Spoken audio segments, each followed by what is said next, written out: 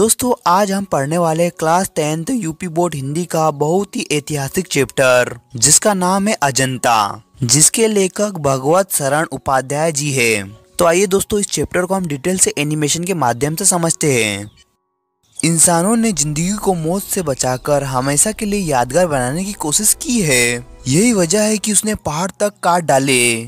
उसने ये सोचा था कि उसकी अच्छाइयों की कहानी आने वाली पीढ़ियों तक कैसे पहुँचे। इसके लिए लोगों ने कई तरीके अपनाए। किसी ने चट्टानों पर अपने संदेश खोदे, किसी ने ऊंचे ऊंचे चिकने पत्थरों के खंभे खड़े किए, किसी ने तांबे पीतल की तख्तियों पर अक्षर उकेरे। इसी तरह इंसानों के जीने मरने की कहानी कई सदियों से आगे बढ़ती हुई आज तक हमारे पास पहुंच गई है, जो अब हमारी धरोहर बन चुकी है। इन्हीं तरीकों में पहाड़ काटकर मंदिर बनाना भी था। पुराने समय में लगभग हर सभ्यता में पहाड़ काटकर सुंदर मंदिर बनाए गए और उनकी दीवारों पर बहुत ही सुंदर चित्र उकेरे गए। लगभग 2500 साल पहले ही हमारे देश में पहाड़ काटकर मंदिर और गुफाएं बनाने की रिवाज शुरू हो गई थी। अजंता की गुफाएं इसी तरह बनाई गई भारत की सबसे पुरानी गुफाओं में गिनी जाती है। एलोरा और एलिफेंटा की गुफाएं बाद के समय की है। पूरे देश में जितनी भी गुफाएं या गुफा मंदिर है उसमें सबसे ज्यादा मशहूर अजंता की गुफाएं ही है। उनकी दीवारों और छतों पर बने चित्र इतने शानदार है कि पूरी दुनिया इन्हें कला का नमूना मानती है। चीन के तुंगहुआंग और श्रीलंका के सिगिरिया की पहाड़ियों पर भी अजंता की तर्ज पर चित्र बनाए गए थे। जब अजंता के चित्र विदेशों में इतने असर डाल सकते हैं तो अपने देश के शहर गांव कैसे पीछे रहते। वाघ और सीतन व सल की गुफाएं भी अजंता की परंपरा से ही बनी है, जिनकी दीवारों पर जैसे प्यार और करुणा की पूरी दुनिया रची हुई है। जैसे संगत राशों यानी कि पत्थर तराशने वाले कारीगरों ने इन गुफाओं का सुंदर रूप दिया, वैसे ही चित्रकारों ने रंगों और रेखाओं से सुख दुख और दया की कहानियां लिख दी। मूर्तिकारों ने अपनी छेनी से अनगिनत सुंदर मूर्तियां उभार दी। अजंता पर तो जैसे प्रकृति ने भी अपना पूर्ण नूर लुटा दिया है। वहाँ की प्राकृतिक सुंदरता भी मन को मोह लेती है।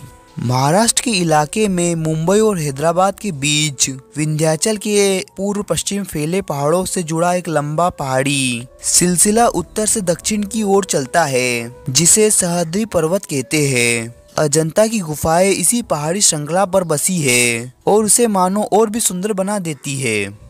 अजंता गांव से थोड़ी दूर पर पहाड़ों के नीचे बहने वाली बांदूर नदी एक जगह से घुमाव लेकर कमल की तरह मुड़ जाती है। वहीं पर पहाड़ों की लंबी श्रृंखला अचानक आधे चांद जैसी गोल हो जाती है। करीब 250 फुट ऊंचे हरे जंगलों से ढके मंच की परतों जैसे दिखने वाले ये पहाड़ हमारे पूर्वजों को इतने सुहाए कि उन्होंने इन्हें पहाड़ों को काट काट कर अंदर शानदार इमारतें बना दी। सोचिए, एक तरफ कड़ा पत्थर और दूसरी तरफ इंसान, लेकिन इंसान की मेहनत से पहाड़ भी पिघल गया और वहाँ एक से एक बरामदे, बड़े हाल और मंदिर बनते चले गए। पहले तो पूरा पहाड़ काट कर अंदर खाली जगह बनाई गई, फिर उसी में सुंदर कमरे और मंदिर बनाए गए, जिनके खम्भों पर उभरी हुई मूर्तियां मुस्कुराती सी लगती है।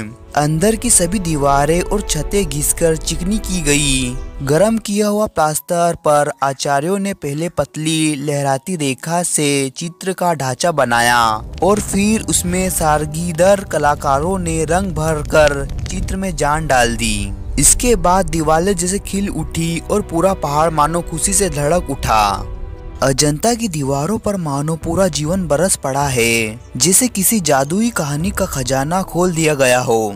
एक कहानी खत्म नहीं होती कि दूसरी कहानी शुरू हो जाती है। बंदरों की कहानी, हाथियों की, हिरणों की, कहीं डर और कहीं क्रूरता दिखती है, तो कहीं दया और त्याग की मिसालें मिलती है। जहाँ पाप है वहाँ माफी भी है। हर तरह के लोग और जीव, राजा, भिक्षु, रानी, साधारण लोग, पुरुष, स्त्रियां, जानवर, सब कलाकारों की ब्रश में ऐसे बने हैं जैसे जिंदा हो।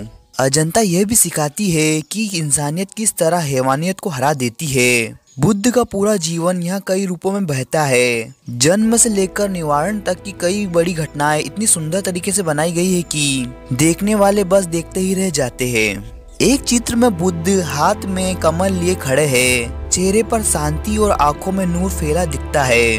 एक में यशोधरा कमल की डंडी पकड़कर त्रिभंग मुद्रा में खड़ी है। एक में महाभिनिष्क्रमण का दृश्य है।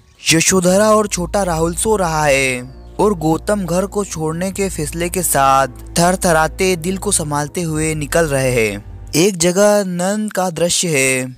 उसे उसकी पत्नी सुंदरी ने भेजा था कि बिना भिक्षा लिए लौटे हुए बुद्ध को वापस घर ले आए, पर किस्मत में तो नंद का भिक्षु बनना ही था। वह बार बार भागने की कोशिश करता है और हर बार संग वाले उसे पकड़कर वापस ले आते हैं। एक और दृश्य है, यशोधरा अपने छोटे राहुल के साथ खड़ी है। बुद्ध आए हैं, पर पति की तरह नहीं, भिक्षुक की तरह। वे दहली पर अपना भिक्षा पात्र बढ़ा देते हैं। यशोधरा क्या दे, उसके पास अब क्या बचा है जब सिद्धार्थ ही यानी कि बुद्ध ही उससे दूर जा चुके हैं। सोना चांदी तो बुद्ध जैसे त्यागी के लिए मिट्टी समान है।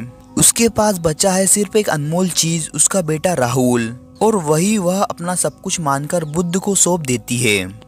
कोई आदमी हाथियों को दंड यानी कि गन्ने जैसी चीज तोड़ तोड़ कर खिला रहा है। कई महलों में शराब के प्याले चल रहे हैं, तो कहीं कोई रानी अपनी आखिरी सांस ले रही है। खान पान, रहन सहन, नाच गाना, बातें करना, जंगल शहर, अमीर गरीब, जितने भी तरह के दृश्य सोच सकते हैं, सब अजंता की गुफाओं की दीवारों पर नजर आ जाते हैं।